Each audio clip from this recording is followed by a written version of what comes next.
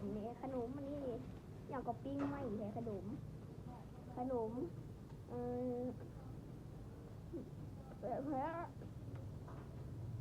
เยอะไหม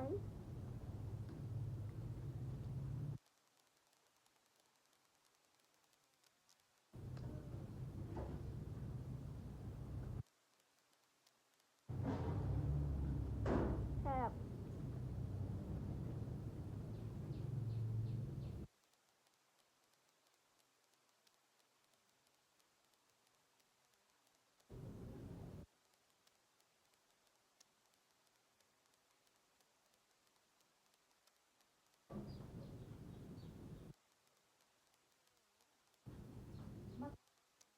แถวนี้ไอ้บางอัน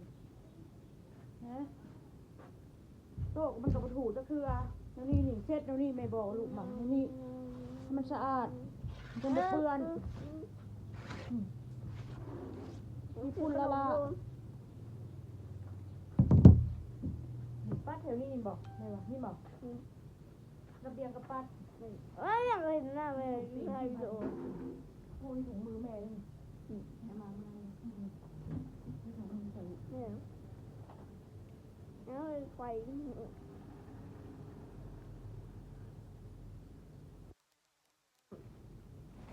มัด